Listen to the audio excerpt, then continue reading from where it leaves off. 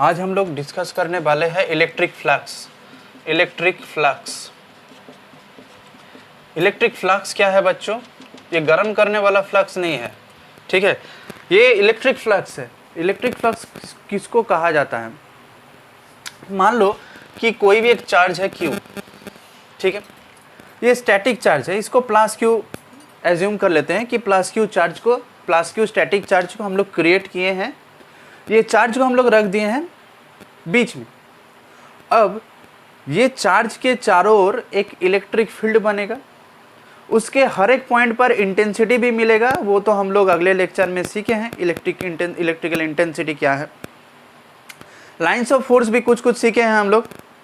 तो ये वाला प्लस Q चार्ज में से टोटल जितना सारा लाइंस ऑफ फोर्स मिलेगा, मतलब इसमें से लाइंस ऑफ फोर्स तो आउटवर्ड होगा, तो आउटवर्ड में टोटल जितना लाइंस ऑफ फोर्स मिलेगा वो total number of lines of force को ही हम लोग क्या कहेंगे? Total number of lines of force. इसी को हम लोग इलेक्ट्रिक फ्लक्स कहेंगे। इसको डिनोट किया जाता है फाई से। किससे डिनोट किया जाता है? फाई से इसको डिनोट करेंगे हम लोग। तो total number of lines of force को ही कहा जाता है फ्लक्स। कोई भी एक चार्ज को ले लो, स्टैटिक चार्ज को, जो कि रेस्ट में है, इस चार्ज में से टोटल जितना लाइंस ऑफ फोर्स निकलेगा उसी को हम लोग क्या कहेंगे? फाई, फ्लक्स कहेंगे, ठीक है। अब देखो इसका जो इक्वेशन है, इस इक्वेशन को कैसे लिखा जाता है? फ्लक्स निकालने का इक्वेशन क्या है? फ्लक्स कैसे निकालेंगे? कोई भी एक चार्ज है Q, इसका फ्लक्स कैसे निकालेंगे बच्चों? देखो, फ्लक्स निकालने का सिंपल सा फॉर्मूला क्या है? E डॉट ds, इसका इंटीग्रेशन, इसी को कहा जाता है फ्लक्स। ये फ्लक्स निकालने का फॉर्मूला है, ठीक। कहाँ से आया, कैसे आया ये फॉर्मूला? मान लो कि ये एक सरफेस है, ये एक ऑब्जेक्ट है, इसमें ये एक सरफेस है, इसमें Q चार्ज दिया गया, और इस सरफेस के ऊपर कोई भी एक पोर्शन ले लिए हम लोग, स्मॉल छोटा सा पोर्शन ले लिए हैं ds। इसका जो एरिया होगा वो मान लो कि S है। ऊपर का जो सरफेस है ना, उसका एरिया मान लो S है, उसके ऊपर हम लोग छोटा सा कोई भी एक पोर्शन ले लिए हैं जिसका वैल्यू है कितना? ds। इसका डायरेक्शन किधर होगा? E होगा, इधर, ठीक है। सॉरी, ये ds का डायरेक्शन है, तो ds का डायरेक्शन किधर होगा? इधर होगा। मान लो कि इस सरफेस के ऊपर जो इलेक्ट्रिक फील्ड काम कर रहा है वो काम कर रहा है इधर काम कर रहा है इलेक्ट्रिक फील्ड, ठीक है बच्चों। हम लोग इलेक्ट्रिक फील्ड का जो डेफिनेशन सीखे थे, Q/4πε0r², E को और एक टर्म से डिनोट कर सकते हैं हम लोग। इलेक्ट्रिक फील्ड किसको कहा जाता है? इलेक्ट्रिक फील्ड किसको कहेंगे कि यूनिट एरिया में से total number of lines of force per unit area, इसको भी कहा जाता है electrical field intensity, capital E। मतलब कोई भी एरिया है, उस एरिया में से यूनिट एरिया ले लो, तो उस यूनिट एरिया का जितना इलेक्ट्रिकल फील्ड इंटेंसिटी होगा उसी को हम लोग क्या कहेंगे? Electrical field intensity. मतलब total number of lines of force को अगर एरिया से डिवाइड कर दोगे तो क्या मिल जाएगा? कैपिटल E का वैल्यू। इससे क्या निकल के आ रहा है कि यूनिट एरिया में से जितना लाइंस ऑफ फोर्स निकलेगा उसका वैल्यू है E। अब मान लो कि ये सरफेस का एरिया कितना है? ds। तो ds एरिया में कितना लाइंस ऑफ फोर्स निकलेगा? यूनिट एरिया में से आ रहा है E, तो ds एरिया में से कितना आएगा lines of force? E ds, ठीक है। अब E के संग ds का प्रोडक्ट करेंगे तो क्या आएगा? लाइंस ऑफ फोर्स का value, total number of lines of force का वैल्यू। कहां से? ये ds एरिया में से कितना लाइंस ऑफ फोर्स आएगा उसका वैल्यू हम लोग निकाल सकते हैं E और ds का प्रोडक्ट से। अब E और ds का प्रोडक्ट दो टाइप का हो सकता है। देखो, E तो एक वेक्टर क्वांटिटी है, ये हम लोग जानते हैं। ds भी एक वेक्टर क्वांटिटी होगा। एरिया को वेक्टर क्वांटिटी कहा जाता है, और जिसका डायरेक्शन हमेशा कहाँ होता है? ये मान लो कि ये एक सरफेस है, इसका एरिया किधर होगा? सरफेस का परपेंडिकुलर। कैसे? मान लो कि ये एक रेक्टेंगल है। हम लोग रेक्टेंगल का एरिया क्या सीखे थे बच्चों बचपन में? A into B.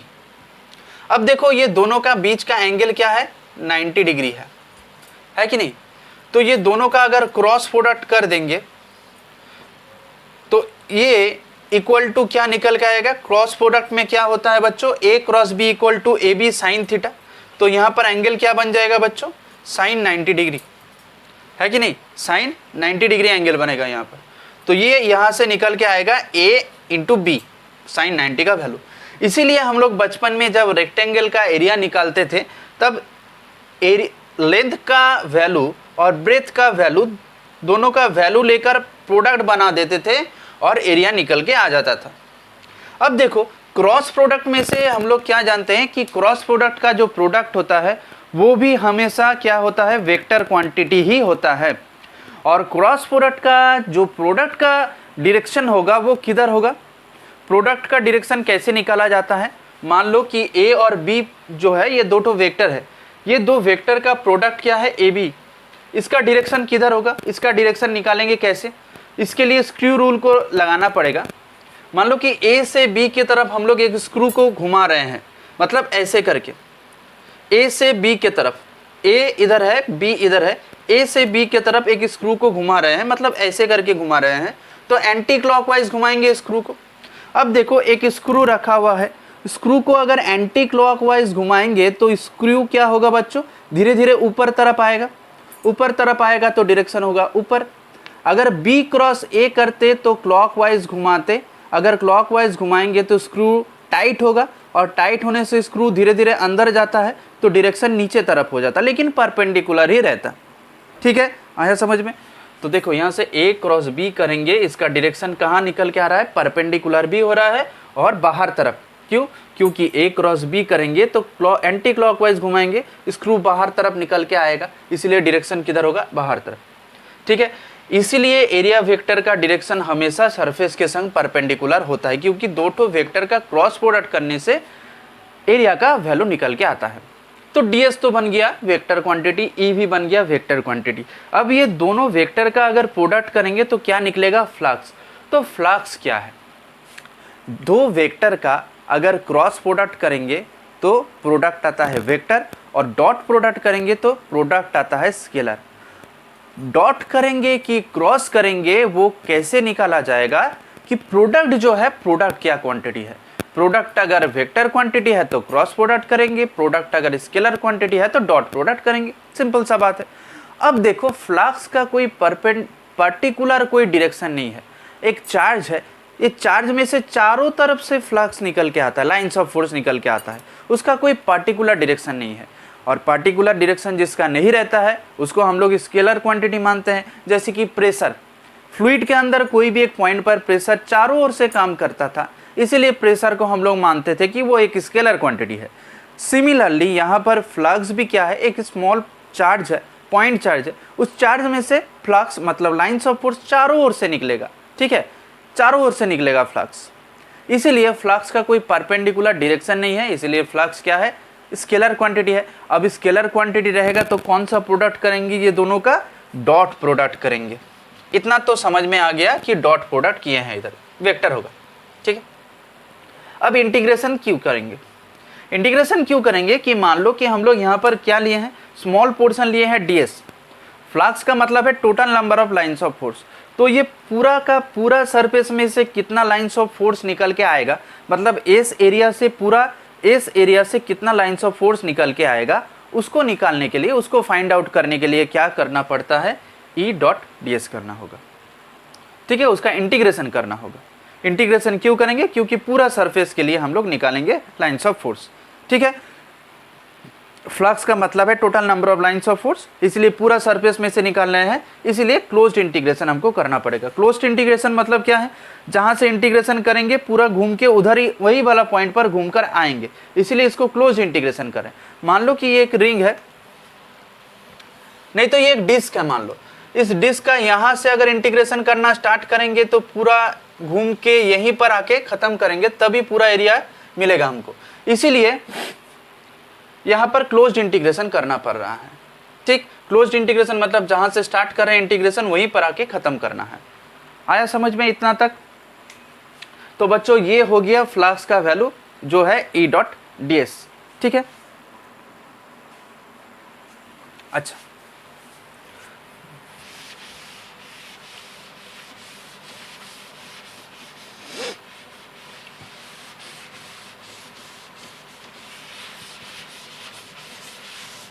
अब देखो इसका और भी इक्वेशन होगा, phi equal to dot product करने से कॉस थीटा आता है, इसीलिए यहाँ पर क्या लिखेंगे ई डी एस कॉस थीटा। ये थीटा क्या है, ये वाला एंगल है थीटा, ई और डी एस का जो एंगल है वही है यहाँ पर थीटा। ठीक है, तो फ्लक्स का फॉर्मूला ये भी एक आता है, phi equal to E D S cos theta. आ रहा है समझ में? अच्छा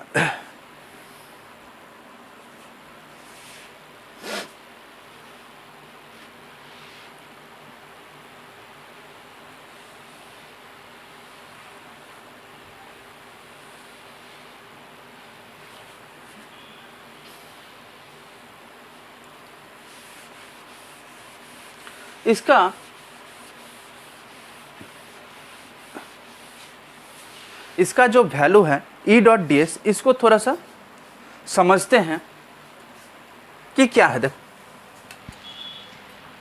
मान लो कि एक क्यू चार्ज लिए हैं, ठीक है।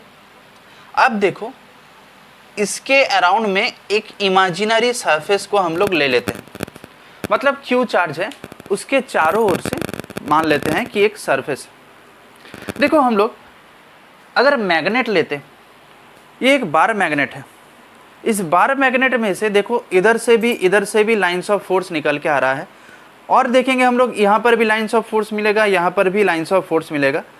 ये जो total number of lines of force है उसी को तो फ्लक्स कहा जाता है। तो हम लोग क्यू चार्ज को लिए हैं, उसके चारों ओर मान लेते हैं कि एक स्फीयर है, इमेजिनरी एक स्फीयर है, ठीक है। ये चार्ज का अमाउंट देखो क्यू रखे हैं हम लोग, तो इस क्यू चार्ज कितना को लाइंस ऑफ फोर्स निकालेगा, उसका वैल्यू तो फिक्स्ड है। हम क्या बोलना चाह रहे हैं कि मान लो कि पहले हम लोग जो स्फीयर लिए हैं उसका रेडियस कितना है, आर है। तो हम लोग ये क्यू चार्ज के अराउंड में अगर आर रेडियस का एक स्फीयर लेते हैं तो उस स्फीयर में से जितना लाइंस ऑफ फोर्स निकल के आएगा, इस स्फीयर को अगर हम लोग बड़ा कर देंगे तो उसे ये बड़ा वाला स्फीयर में से भी क्या होगा बच्चों, सेम अमाउंट का ही लाइंस ऑफ फोर्स निकल के आएगा, है कि नहीं। लेकिन यहां से समझो ईडीएस का फॉर्मूला से, ईडीएस का फॉर्मूला से समझो क्या होगा। देखो ये वाला जो स्फीयर है ये थोड़ा सा छोटा स्फीयर है।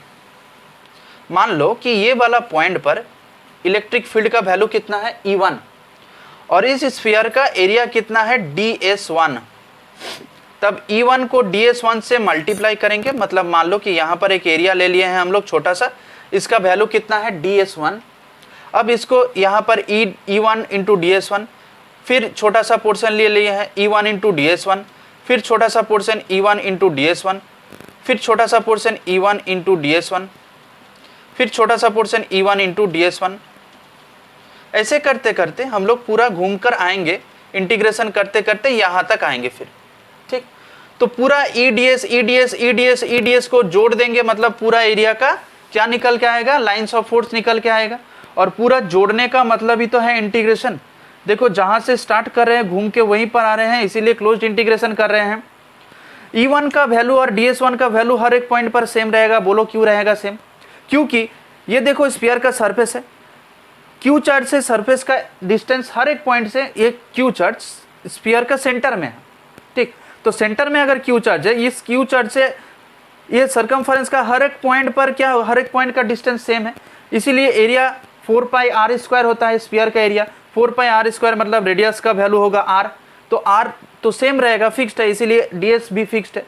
और E इलेक्ट्रिक फील्ड भी फिक्स्ड है। क्यों? क्योंकि सरफेस पर हर एक पॉइंट पर इलेक्ट्रिक फील्ड का वैल्यू भी सेम रहेगा। क्यों रहेगा? क्योंकि क्यू चार्ज से हर एक पॉइंट का डिस्टेंस सेम है, इसलिए हर एक पॉइंट पर EDS EDS EDS करेंगे, उसको जोड़ देंगे, मतलब इंटीग्रेशन कर देंगे, मिल जाएगा E डॉट ds का वैल्यू। लेकिन यहां से जो EDS का वैल्यू आ रहा है, ये वाला स्फीयर को अगर बड़ा वाला स्फीयर को कंसीडर करेंगे तो इसके लिए भी E डॉट ds का वैल्यू क्या सेम आएगा? जरूर आना है। सोचो इसको, क्यों आना है?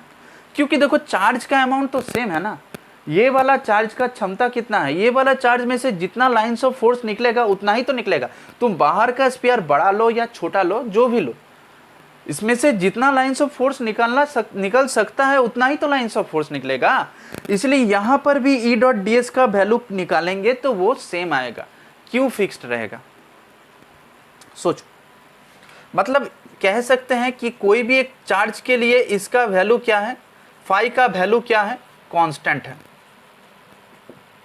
क्यों कांस्टेंट आ रहा है? सोचो, देखो हम लोग यहां पर एक तो पॉइंट इमेजिनरी सरफेस ले रहे हैं ds, इसका एरिया है ds2 और ये वाला पॉइंट पर जो इलेक्ट्रिक फील्ड है वो है E2। अच्छा, ds का डायरेक्शन सरफेस से आउटवर्ड में होता है और इलेक्ट्रिक फील्ड का भी डायरेक्शन आउटवर्ड में होता है, इसीलिए दोनों का एंगल 0 डिग्री होगा। यहाँ पर भी एंगल 0 होता, ds का बाहर, E का भी बाहर, इसलिए यहाँ पर भी डायरेक्शन 0 डिग्री होता। अब देखो यहाँ पर अगर E2 इंटू ds2 करेंगे और यहाँ पर फ्लक्स कैसे निकाल रहे थे, E1 इंटू ds1, ये E2 इंटू ds2 और E1 इंटू ds1 का वैल्यू क्या होना है, सेम होना है। कैसे सेम हो रहा है ये देखो, यहाँ से ये वाला पॉइंट का जितना दूरी है, यहाँ से ये वाला पॉइंट का दूरी थोड़ा ज़्यादा है। ज़्यादा दूर जाएंगे तो इंटेंसिटी क्या होगा, घट जाएगा, डिक्रीज हो जाएगा, कम हो जाएगा, है कि नहीं? यहाँ पर इंटेंसिटी कम होगा, यहाँ पर इंटेंसिटी थोड़ा ज़्यादा था, लेकिन ये वाला स्फीयर थोड़ा सा छोटा था इसीलिए इसका एरिया क्या था बच्चों, कम था। लेकिन ये वाला स्फीयर बड़ा है इसीलिए इसका एरिया क्या है, बड़ा होगा। मतलब यहाँ पर E का वैल्यू तो घट जा रहा है लेकिन ds का वैल्यू अपने आप बढ़ जा रहा है, इसलिए यहाँ पर भी दोनों का जो प्रोडक्ट रहेगा वो यहाँ पर जितना प्रोडक्ट आ रहा था उसका सेम ही आएगा। मतलब E2 into ds2 equal to E1 into ds1। मान लो कि पहले इलेक्ट्रिकल फील्ड इंटेंसिटी का वैल्यू करीब था इसलिए ज़्यादा था, मान लो कि 8 है, और एरिया का वैल्यू कितना है, 4। दोनों को मल्टीप्लाई करेंगे तो कितना आ रहा है, 32। अब जब बड़ा वाला स्फीयर लिए तब इंटेंसिटी घट जाएगा, इंटेंसिटी कितना घट के मान लो कि 4 हो गया, 4 हो गया। अब एरिया ऐसे करके एडजस्ट होगा कि एरिया का वैल्यू 8 होना ही है, क्योंकि ये वाला जो वैल्यू है इसका वैल्यू 32 ही आना चाहिए क्योंकि ये फिक्स्ड है। इस तरह E डॉट ds तुम जितना भी बड़ा स्फीयर ले लो E डॉट ds का वैल्यू सेम ही आएगा क्योंकि E डॉट ds कोई भी एक चार्ज के लिए फिक्स्ड है। मतलब समझ में आ रहा है?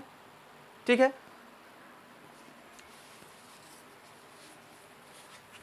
अच्छा, अब फ्लक्स तो आया समझ में कुछ कुछ, ठीक। अब इस फ्लक्स का यूनिट क्या होगा, फ्लक्स का यूनिट क्या होगा उसको समझते हैं। देखो फ्लक्स का मतलब क्या है, फ्लक्स का मतलब है E डॉट ds।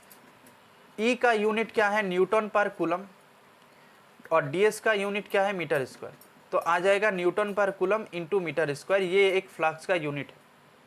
और एक तो फ्लक्स का यूनिट होता है कि हम लोग जानते हैं E equal to dv by dx होगा, नहीं जानते हैं अभी, अगले वाला चैप्टर में पोटेंशियल में सीखेंगे। E equal to minus dv by dx होता है। v क्या है, वेलोसिटी नहीं, v का मतलब है पोटेंशियल, ठीक है।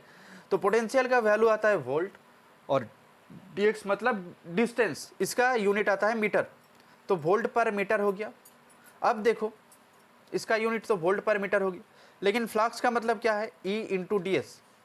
तो E का है वोल्ट पर मीटर और ds का है मीटर स्क्वायर। एक मीटर खत्म हो गया इसीलिए आ जाएगा वोल्ट इंटू मीटर। तो इसका और एक तो यूनिट आ रहा है वोल्ट इंटू मीटर। आ रहा है समझ में?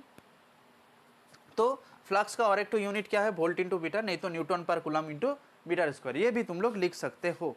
अच्छा, अब डायमेंशन क्या होगा फ्लक्स का, फ्लक्स का डायमेंशन क्या होगा, फ्लक्स का डायमेंशन होगा,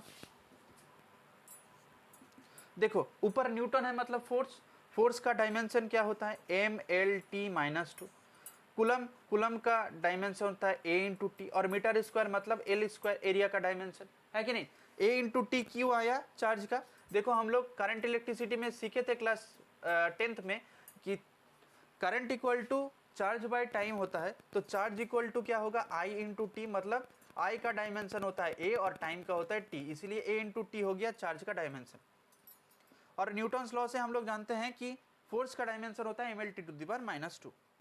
अब देखो m तो m ही रहेगा, l का वैल्यू एल क्यू हो जाएगा, यहाँ पर एक यहाँ पर दो, एल क्यू हो गया।